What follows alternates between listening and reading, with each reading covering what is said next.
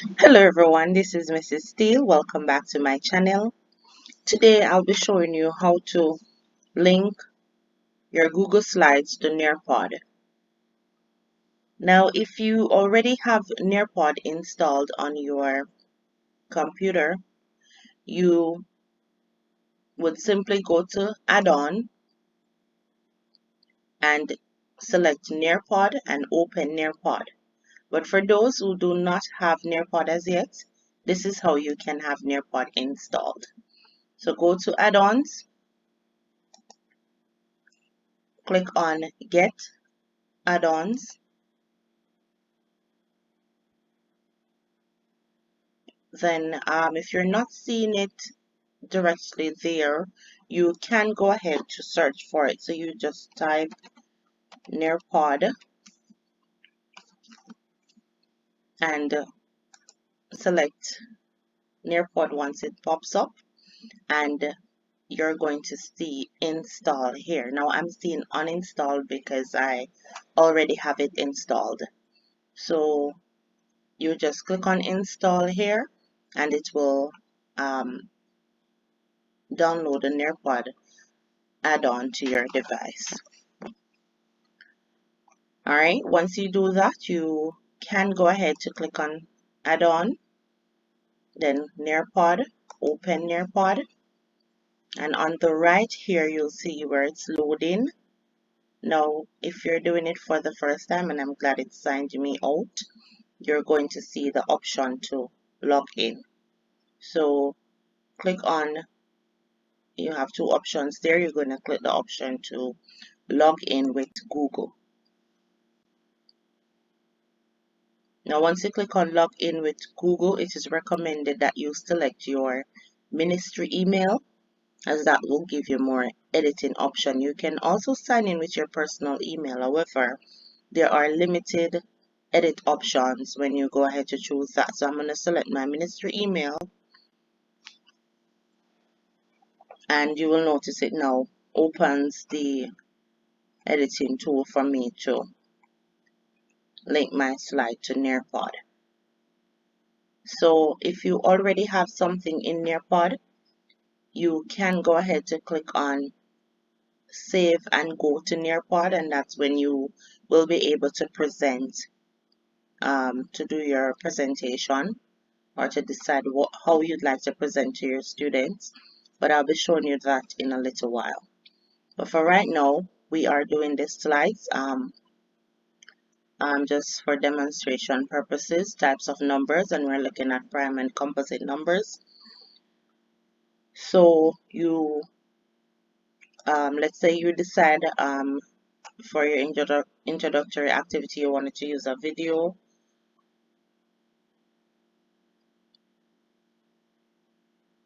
You're going to go ahead to select the video option,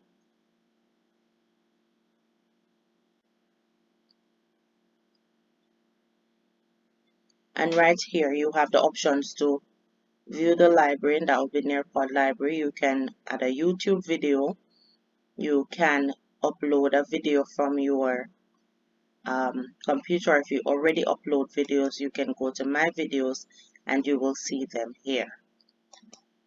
Now for this activity, I'm going to add a YouTube video. So you'd go to YouTube, copy this link here, then you go back to your presentation, and that's the link I'm putting here. Then you click search, you will notice the video populates. You click on it and then click on save.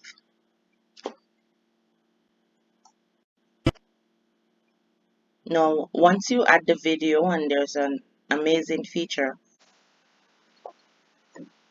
that I'd like to show you, you can actually add an activity to your video.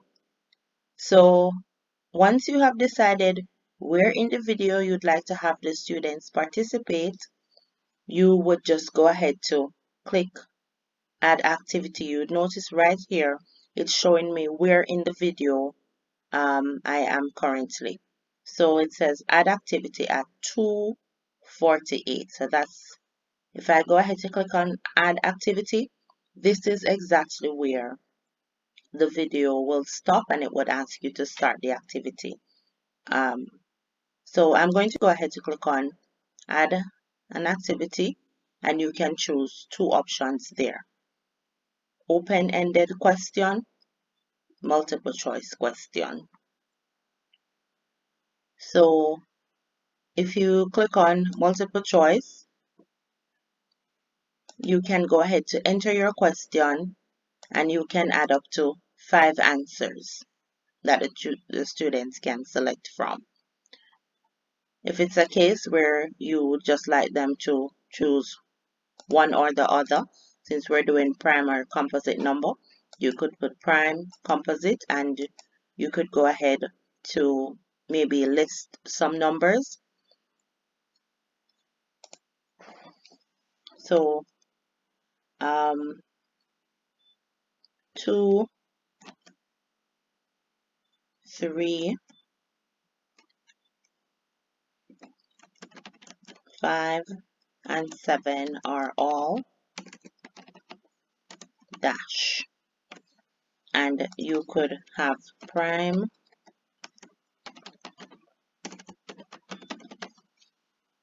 and composite.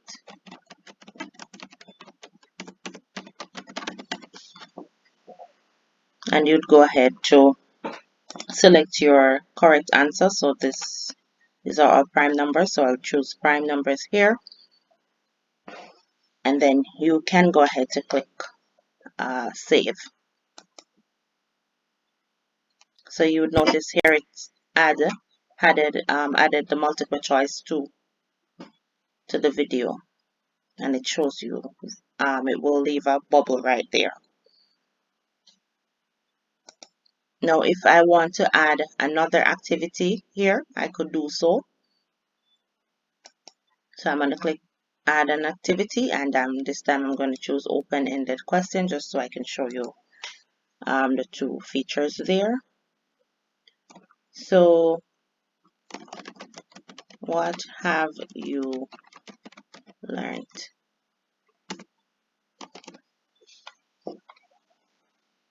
Save. So you'd notice it has two bubbles there. So I have one activity here and another here. And I'll show you how it plays out in later on in this video. So I'm going to go ahead to click on save.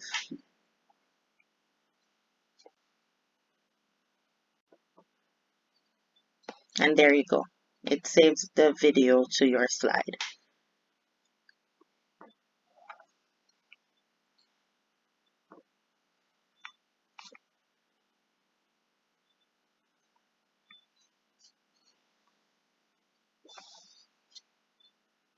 Alright, now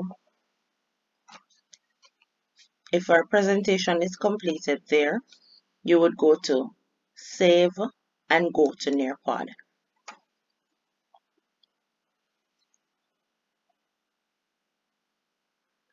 Once you do that, it's going to show you, once it's finished loading, it's going to show you the options that you have to do your presentation. Now you can do a live presentation where you're having a Google Meet session, or you can do student pace. If you're going to have the students work in the Google Classroom, you can just share the code with the students and they can just go ahead to do it on their own. Now if you're doing live participation, I'm going to show you how it works. So I'm going to click on live participation. It's going to give you a code that you can share with the students, or you can click the option link. If you click the link, you can copy the link here and give it to the students and they can click on the link.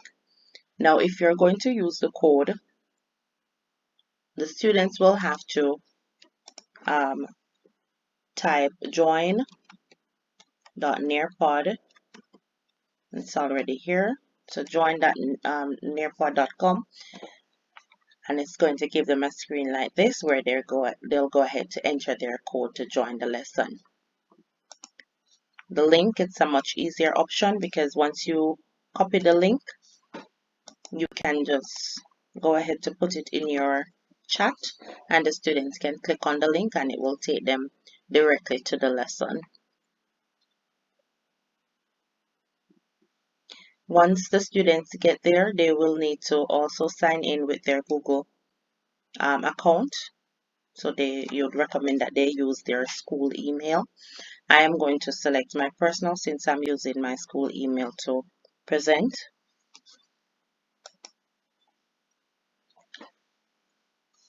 And it automatically brings up the lesson on the student's device.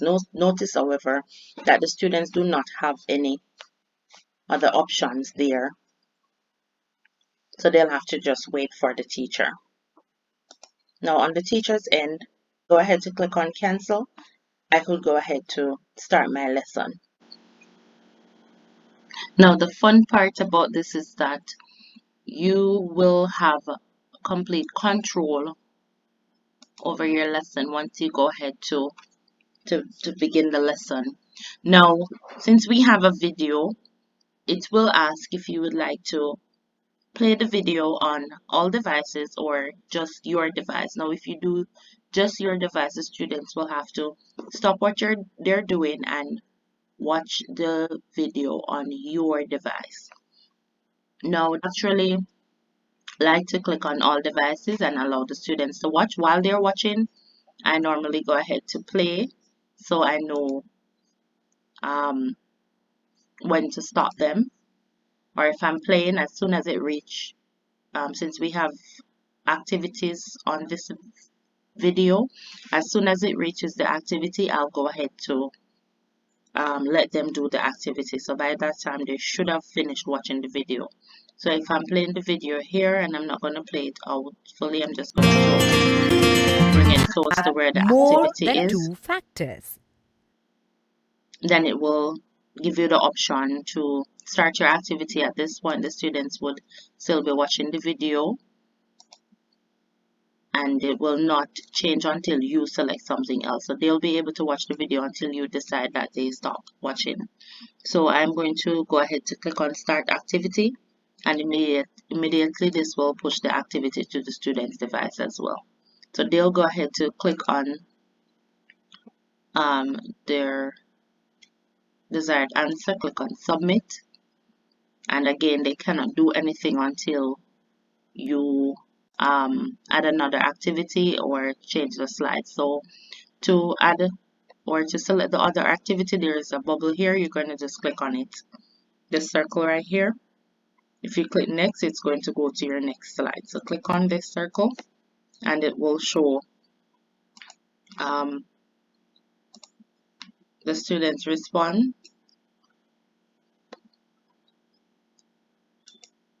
and you will notice you can see the response there. You have the option to share the response with your class, and you can see your class size from here. So when you click on this, you can see how many students are logged in.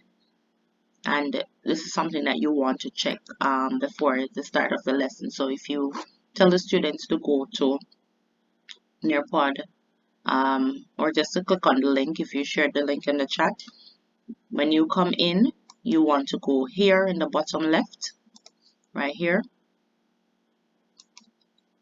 to view the students as they sign on. So you can see the student's name as soon as they sign on.